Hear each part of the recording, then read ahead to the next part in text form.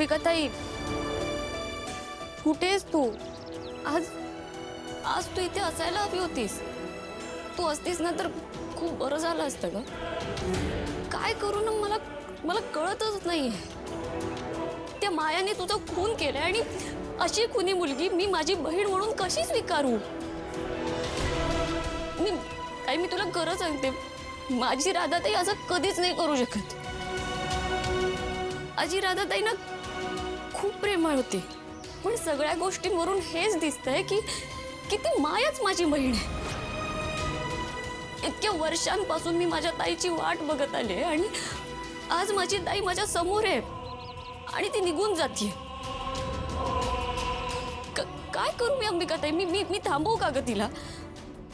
काय करू? मला खरंच कळत नाहीये. दादासाहेब, मी एक अनाथ मुलगी होते ह्याची जाणीव मला कधीच करून दिली नाही. लहानपणी अनाथ आश्रमात आणि नंतर रामपुरेंच्या घरात मला आसरा दिला. तुम्ही सगळ्यांनी मला आपलंसं करून घेतलं. तुम्हाला थँक्यू बोलून तुमच्या प्रेमाची किंमत नाही करणार आहे मी, पण माझं काही चुकलं असेल तर मला प्लीज माफ करा.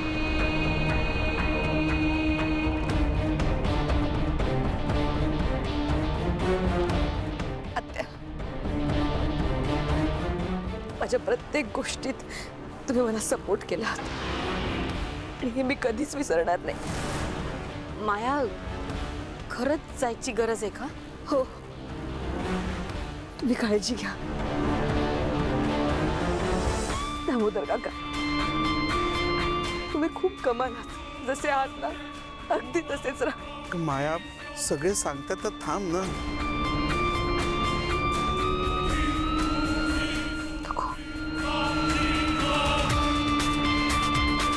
अजित,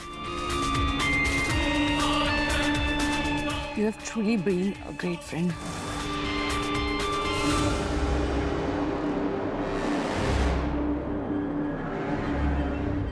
मीरा वहिनी आणि दादा येत आहेत. ते आले तर त्यांना भेटेनच, नाहीतर निघते. अनन्या, काळजी घे.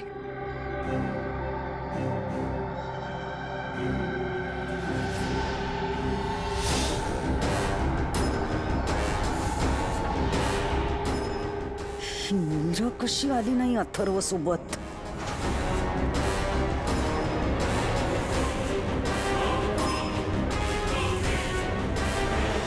मंजिरी, सगळ्यांनी हिला समजवायचा खूप प्रयत्न केलाय, पण ती कोणाचंच ऐकायला तयार नाहीये. एकदा तू प्रयत्न करून बघ. माया, मॅडम, या घरात जर सगळ्यात जास्त मला कोणी समजून घेतलं असेल तर ते फक्त तुम्ही. बऱ्याच सगळ्या चुका माफ केल्या, पाठीशी घातल्या.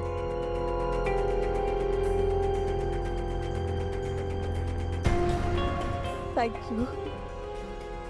माया, माया, नाटक थांबवू नकोस. मीरा आलेली नाहीये, थोडा वेळ काढायला लागेल.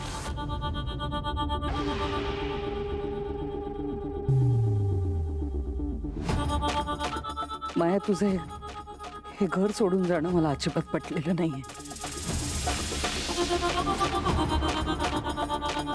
मीरा तुझी सख्खी बहीण आहे, लहान बहीण आहे तुझी ती. तिला समजून घ्यायला हवंस. हो मॅडम, तिला समजून घेते म्हणून तर चाललंय. उगाच मी तिच्या सुखाच्या आड यायला नको. हे बघ माया, आधी तुम्हाला याबद्दल काहीच माहिती नव्हतं, पण आता तुम्हाला माहिती आहे ना तुमचं काय नातं आहे ते. हा माया, मागचं सगळं विसरून नव्याने आयुष्य सुरू करा ना तुम्ही.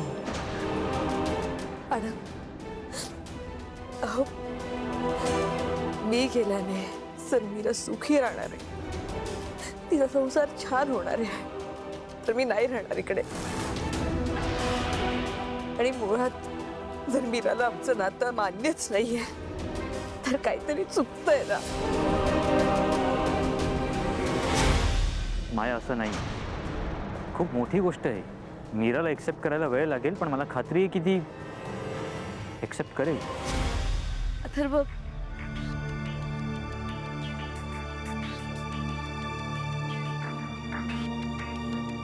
वेदाच्या आनंदासाठी आपण लग्न करण्याचा निर्णय घेतला, पण आय गेस नियतीला ते मान्य नव्हतं. तुझ्याशी माझं लग्न नाही झालं, त्यामुळे मी आतून खूप तुटले. आणि त्या दुःखाच्या भरात माझ्याकडून जे काही झालं त्यासाठी आय एम रिअली सॉरी.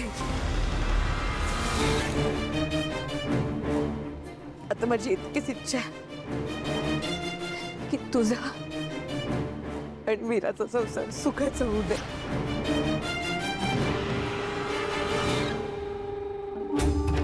आणि मीरा जर खरंच माझी बहीण असेल तर तिची प्लीज काळजी घे. ती मीरा आली का नाही अजून? ती आली नाही तर सगळा डाव फसेल. अथर्व, मीरा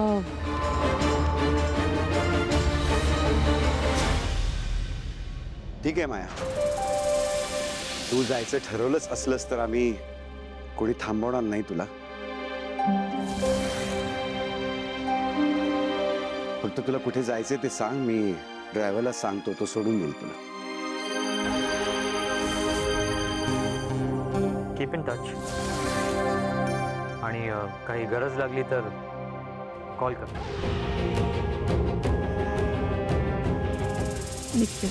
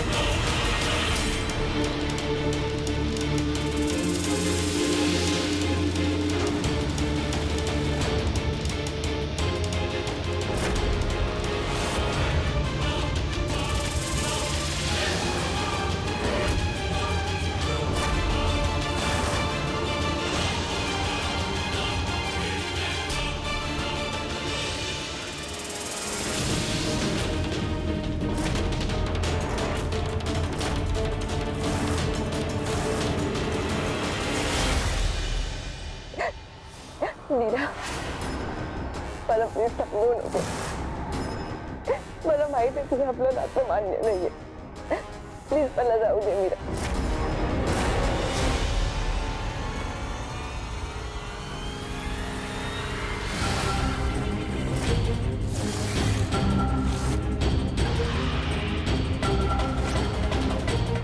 सगळ्या गोष्टींवरून मला कळलंय माया की तू माझी बहीण आहेस. म्हणून मी तू केलेलं पाप विसरणार नाही.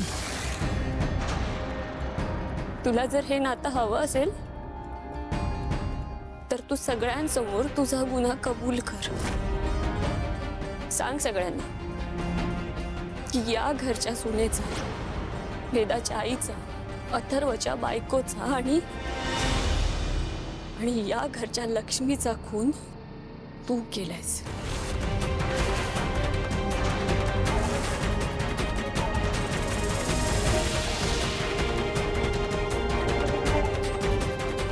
माया, तू सांग नाहीतर मी सांगेन. मीरा प्लीज माझं ऐक, माझं एकदा ऐकून घे. आता जे बोलायचंय ना ते सगळ्यांसमोर बोल. काय बोलते काही कळतच नाहीये. बघ ना, नाही नाही मीरा प्लीज प्लीज, मी हात जोडते, माझं एकदा ऐकून घे तू प्लीज. इतकी वर्ष जे काही झालंय त्या सगळ्या गोष्टी मी माझ्या मनात ठेवल्यात आणि त्या मला फक्त तुला सांगायच्या आहेत. प्लीज एकदा माझं ऐकून घे, त्यानंतर तू म्हणशील तसं करू आपण. प्लीज प्लीज मीरा, प्लीज माझं एकदा ऐकून घे ग. ठीक आहे, चल.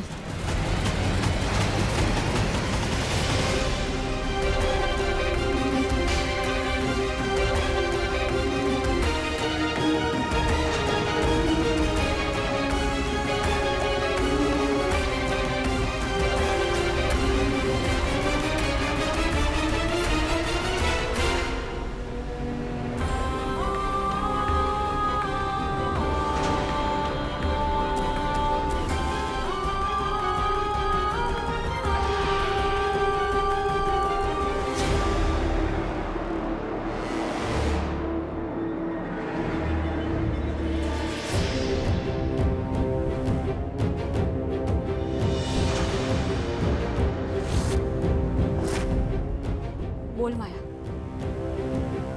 फक्त एक ध्यानात ठेव, तू केलेलं पाप खूप मोठं आहे. एका लहान मुलीपासून तू तिची आई हिरावून घेतलीयस. मीरा थँक्यू, माझी बाजू मांडण्याची संधी तुम्हाला दिलीस. माया, मला थँक्यू वगैरे ऐकायचं नाहीये. तुला जे बोलायचंय ते पटपट बोल. सांगते, सगळं सांगते. मीरा आय डोंट नो, तुला असं का वाटतंय की मी अंबिकाचा खून केलाय? अगं अंबिका माझी बेस्ट फ्रेंड होती ग, लहानपणापासून. आश्रमात असल्यापासून आम्ही एकत्र मोठ्या झालो, एकत्र खेळलो, वाढलो, एकमेकांशी सगळे सुखदुःखाचे क्षण शेअर केले. खूप छान बॉन्डिंग होतं आमचं. पण आमच्या दोघींच्या मध्ये अथर्व आला.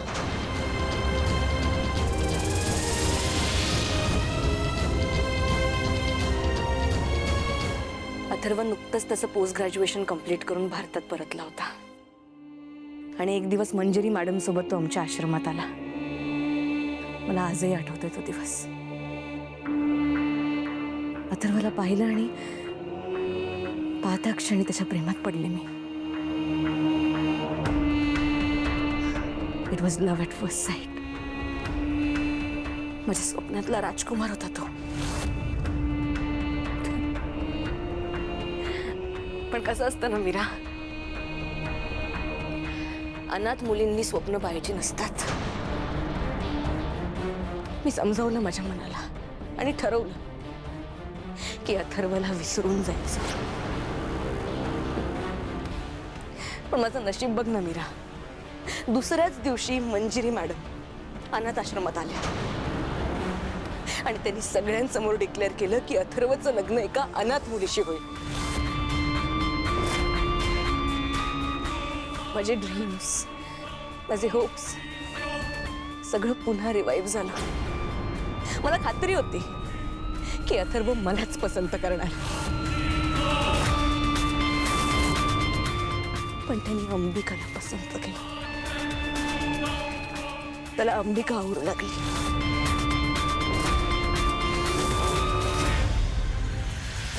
आणि मला खूप वाईट वाटलं ग. मला खूप त्रास झाला, मी खूप कचले ग. पण पण तेवढीच अंबिकासाठी आनंदी होते. माझी बेस्ट फ्रेंड होते ग ती. अंबिकाला अथर्व सारखा नवरा, हे रामपुरे घर, ही नाती, हे सगळं मिळणार होतं तिला. पण मीरा, तुला एक गोष्ट सांगू, कदाचित माझी विल पॉवर इतकी स्ट्रॉंग होती ना, म्हणून माझं सुद्धा या घराशी नातं जोडलं गेलं. इनफॅक्ट अंबिका स्वतःहून मला या घरात घेऊन आली. अंबिकाने मंजिरी मॅडमना रिक्वेस्ट केलेली की मायाला पण माझ्यासोबत या घरात घेऊन या, आणि मी या घरात आले. पुढे अंबिका आणि अथर्वचा सुखी संसार सुरू झाला. त्यांना वेदासारखी गोंडस मुलगी झाली. पण मीरा, मी पण शेवटी माणूस आहे ना ग. हा, अगं, माझ्या स्वप्नातला राजकुमार कोणा दुसऱ्यासोबत संसार करतोय, तोही माझ्या डोळ्यासमोर. माझं काय झालं असेल? खूप वाईट वाटलं ग मला, खूप वाईट वाटलं.